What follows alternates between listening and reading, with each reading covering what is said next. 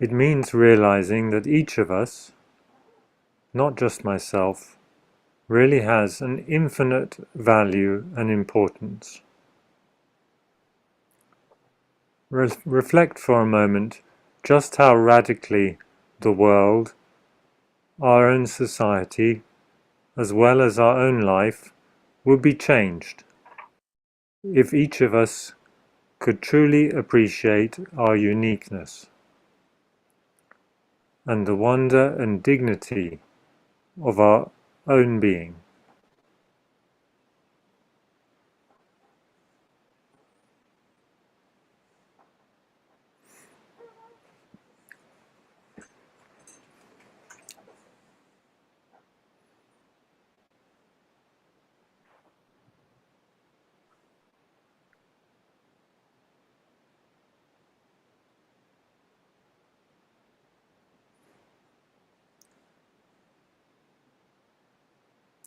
Heavenly Father, open our hearts to the silent presence of the Spirit of your Son, and lead us into that mysterious silence where your love is revealed to all who call.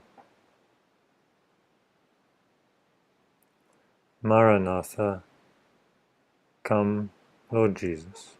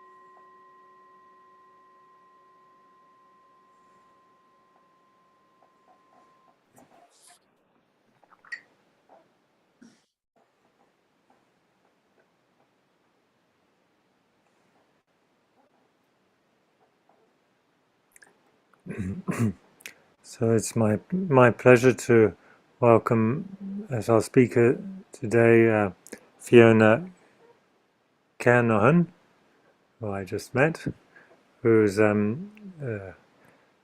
lives in Scotland, born in Glasgow, works in Edinburgh, where she works professionally as a art therapist and supervisor for mental health and well-being training, where she runs workshops along with her husband, and she's been facilitating an online meditation group. Um, and she's going to be speaking to us today um, about spiritual time, sacred time, meditation, and creativity.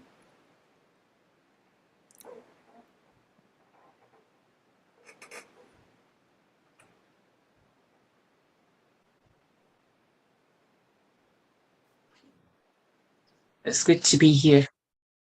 So, hello. Hello. There is so much that I want to say, and there's so much that I would like to show. I'd love to have visual. I don't have any slides. I deliberately decided to try and keep things as simple as I possibly could. I do have a few readings.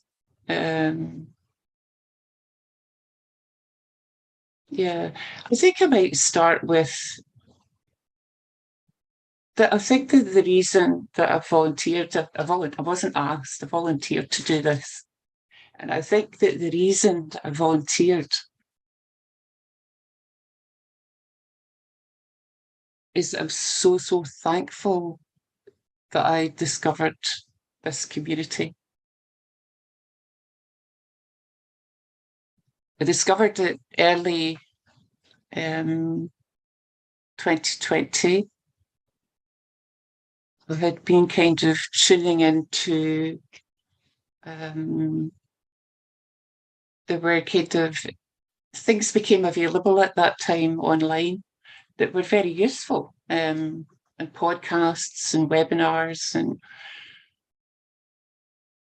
I came across, so I must have been searching. I wasn't consciously searching, but I must have been. And I came across an item in it was called Independent Catholic Network. And I've no idea how this came about to be on the mobile phone, but it was introducing Father Lawrence and the community. So I printed it out, and I don't know, in the background, you may well see that next to the kind of coloured thing that's on the easel, there's a piece of paper.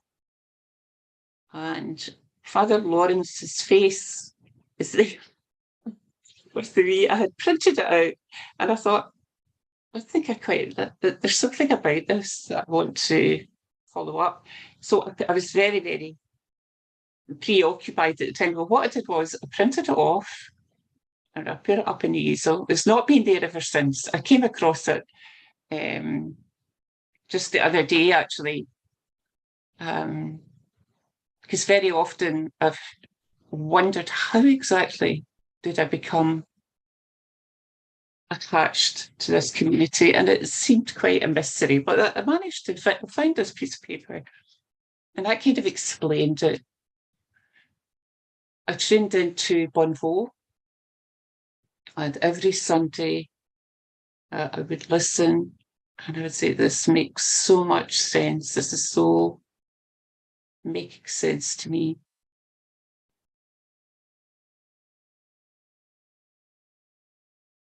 Yeah. So anyway, so very, very, very swiftly, in actual fact, did I come to the decision about following the oblate path, and became a postulate, became accustomed to meditating, and realizing that this was the whole structure of things was something that I wanted to become more integrated with.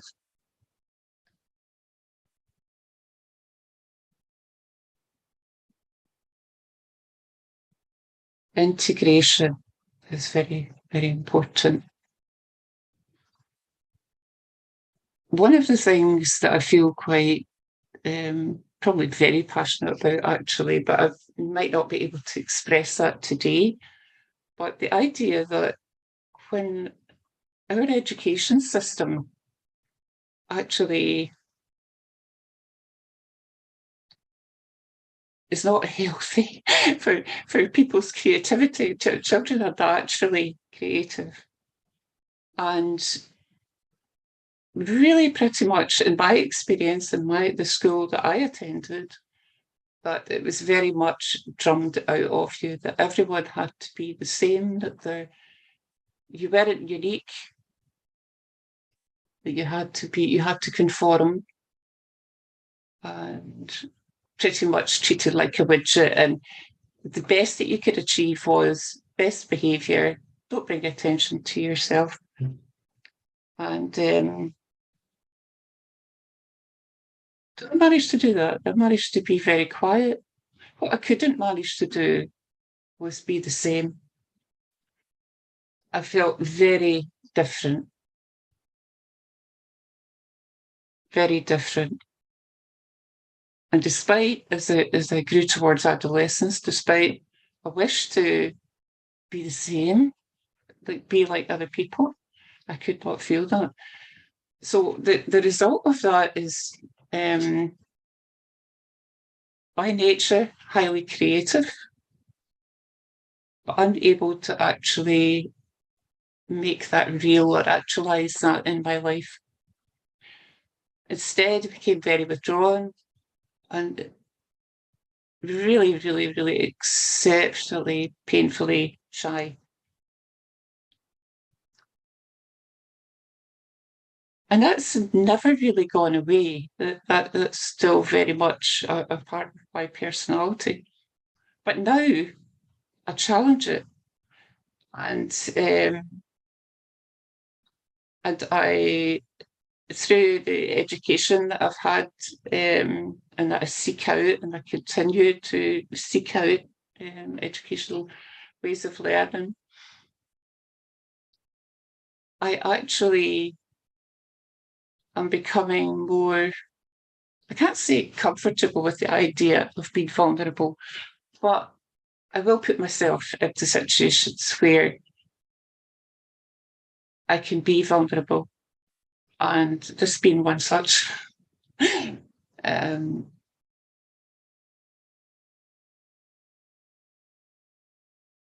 Yeah.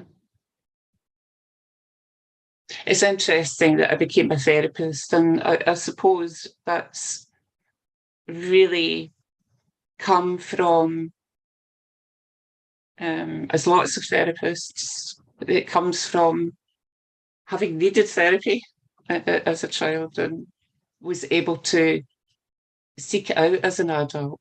The idea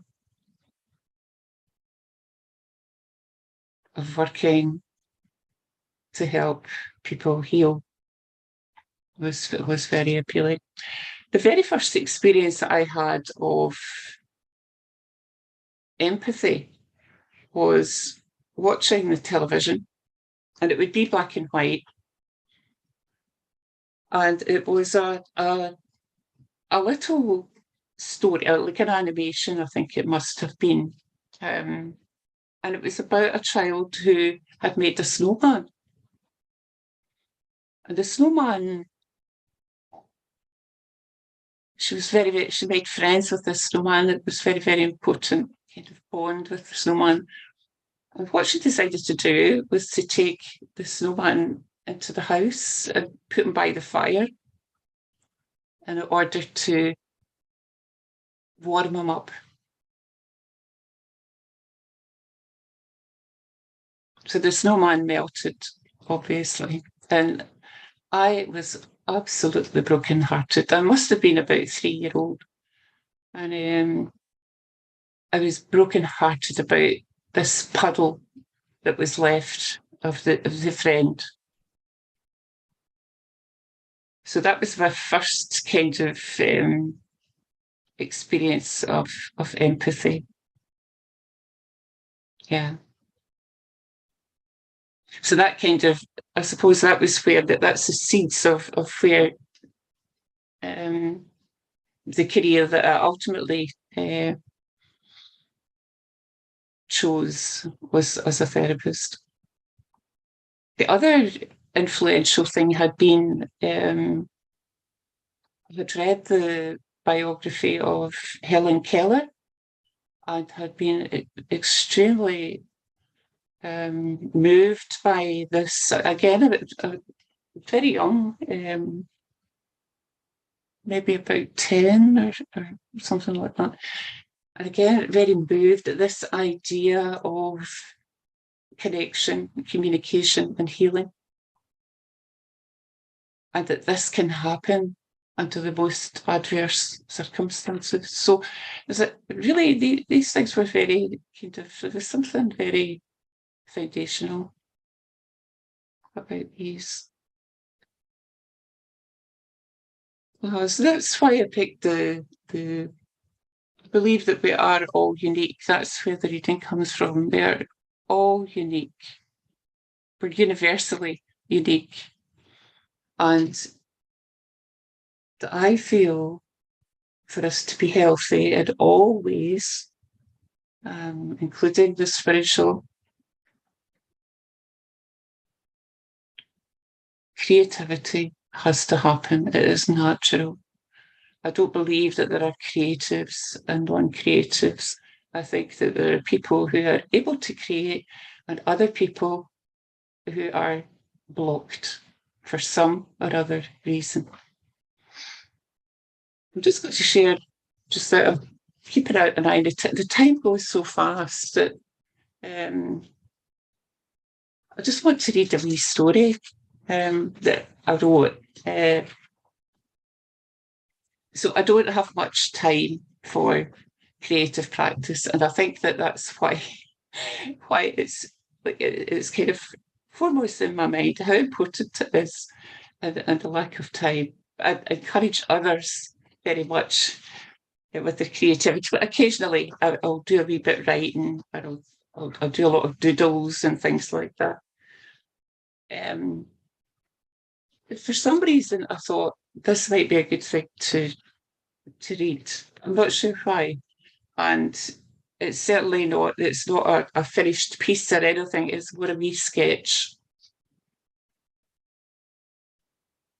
Someone is on a journey that he calls his life. He collects a stone every time he sees a bird, and two if the bird is in flight. There was always a horizon towards which he walked. So he pretty much was always sure he was going the right way. On his final day, he was too weak to pick up even the small stones he could only manage this past few weeks. So he contented himself with a little pinch of dust, and without question, he breathed his last. He was found in a peaceful way by others. They wondered why and to where he had been taking the stones. Taking in the horizon, they knew not what direction. The monument was built above the cairn they had formed. A flock of birds came by leaving feathers in their wake. The day was calm, and by sunset, several other flocks had followed, and the monument and cairn were aglow in the warm light blanket that in deep silence lay. The dawn brought with it a chill, spilling a breeze that carried the feathers all over the sky in every direction. They danced and travelled the world. It has been said by some that this could be witnessed again and again. Its meaning is still a mystery.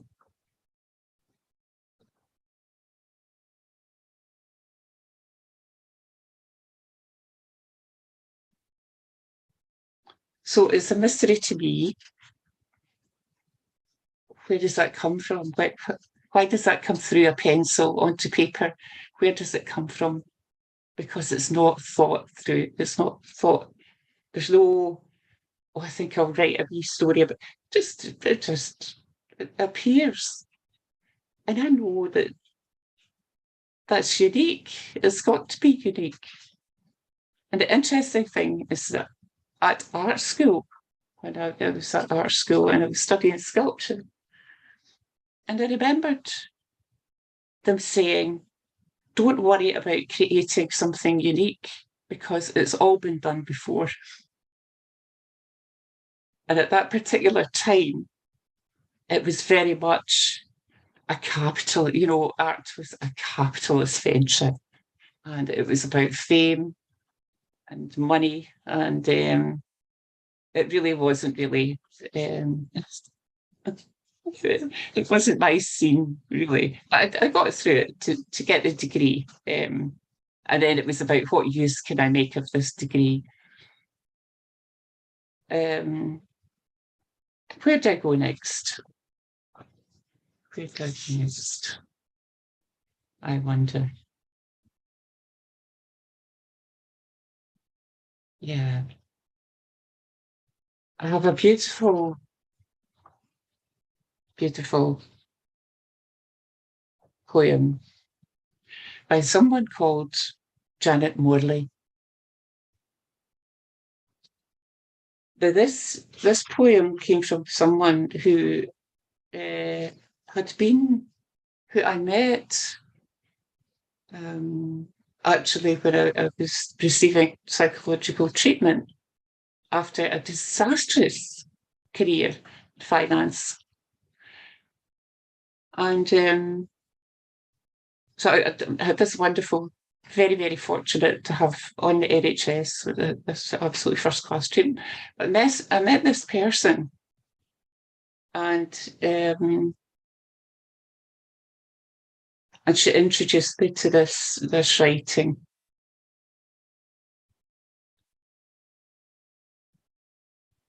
So I would like to share it. So it's Janet Morley, and she wrote it, and it was published in 2006. And the title is And You Held Me.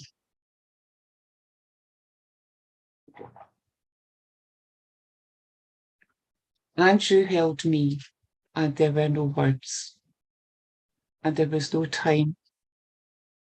And you held me, and there was only wanting, and being held, and being filled with wanting. And I was nothing but letting go and being held. And there were no words, and there needed to be no words. And there was no terror, only stillness. And I was wanting nothing, and it was fullness, and it was like aching for God. And it was touch and warmth and darkness, and no time and no words, and we flowed, and I flowed, and I was not empty. And I was given up to the dark, and in the darkness I was not lost. and the wanting was like the fullness, and I could hardly hold it, and I was held. And you were dark and warm and without time and without words, and you held me. So that became quite a significant piece of poetry, because when I was in during my periods at the art school, I had a very serious diagnosis, and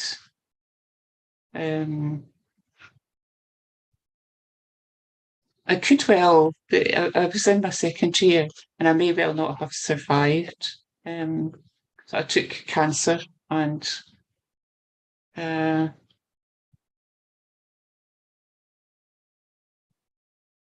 a beautiful, beautiful, beautiful, beautiful poem.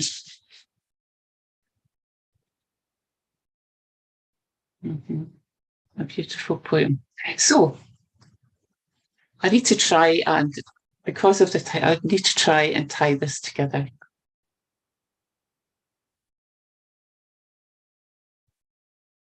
I think that spiritual time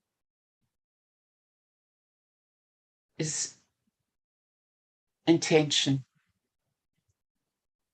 I can spend time reading spiritual material. I can meditate. I can pray.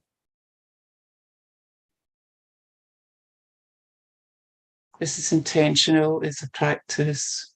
It may well be a discipline. The sacred time is that which is a gift. It's a gift of grace. So that is not something that I can create. It's something that visits. And there have been periods in life where that sacred time has visited. I think that when I mourned about the melted snowman in the television, I think that was sacred time. I think it was sacred time when I was reading about Helen Keller and the work that she was doing.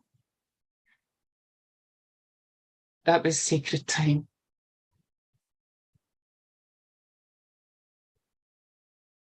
Spending time with clients, particular points, quite definitely sacred time. Time spent with people who were at the very, very end of life, in their final hours, is sacred time. And sacred time isn't something that I have any control over. It's a gift of grace.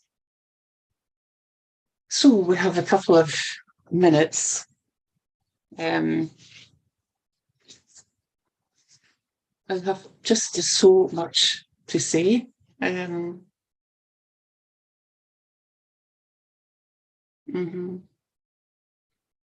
just going to finish with another wee reading. And this was, I came across this yesterday, and it's Krista Tippett from the Pause. And she was reviewing a book, The Way of Being, by James Brindle. Said, much of what Western science sees for the first time with consciousness has long been lived in intelligence in indigenous cultures. Even Einstein said that his revolutionary reimagining of the nature of time simply restored time to the heart of nature, where traditional cultures had always located it. We are strange creatures, and we learn in two ways. Sometimes by discovering something no one has ever seen or said before. More often, perhaps, by seeing and naming something. We, the great we, across time and space, knew forever and then ignored or forgot. So thank you everyone for bearing with me. I hope some of that has been thought-provoking maybe. Thank you. Thank you, Fiona. I think you really led us into the present moment. A wonderful presentation. Not really just thought-provoking, but you've led us into the heart, which is a real treasure. And the way you presented helped us to taste that, a little of that sacred time, and to be able to be open and vulnerable and take the risk. And I'm so glad that you did volunteer to give a talk, because I think it's been a real treasure for us, because it has spoken from the heart, which is so precious, and can help us to treasure what is really important. So thank you again. We'll end with our time of prayer.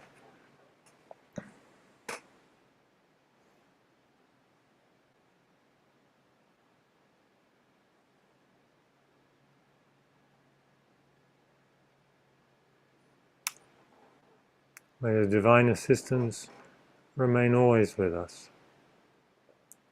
and with our absent brothers and sisters.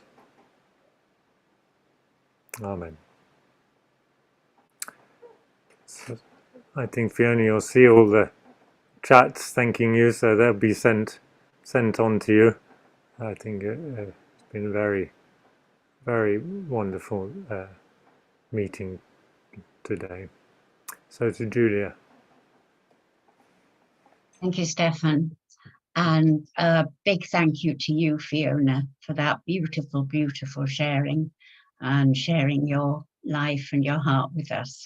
So thank you very much indeed. It was indeed a special moment. So thank you. And now it's time for us to look forward to next week. And we have Enos Mantovani talking to us. Enos was born in Italy, and he met Christian meditation and the WCCM community almost 10 years ago in Florence, where he currently lives with his wife. During the pandemic in April 2020, he started his oblate path, and he's been a novice oblate since July 2021. Last summer, he led a retreat pilgrimage on foot from Nursia to Rieti for 10 young adult meditators, following in the steps of Father St. Benedict. He's part of the second cohort of the Teacher Leader program led by Father Lawrence and June Nethani that is about to finish. And for this program, he's developing a project consisting of 6 video reflections entitled Christian Meditation and Contemplative Photography. Reflections on contemplative photography in the light of John Main and Thomas Merton. And he's the new Italian coordinator for WCCM Italia. So that's something a bit different. And the title of Enos's talk is In Your Light We See Light, Christian Meditation and Contemplative Photography. So I think that sounds something that will be most interesting next week. So I look forward to seeing you all again then. In the meantime, I wish you all a very good week. It's been lovely having you with us, and we look forward to seeing you again. God bless. Thank you, Fiona. Thank you. Thanks, everybody. Thank you. Thank you, Bye-bye. Julia. Thank you. God bless. Stefan. Have a great Stay healthy, everybody. Thank you, Fiona. Thank you, See everybody. you next Thank you, week. everyone. Thank you. Thank you. That was good. Thank you. Thank you, Fiona.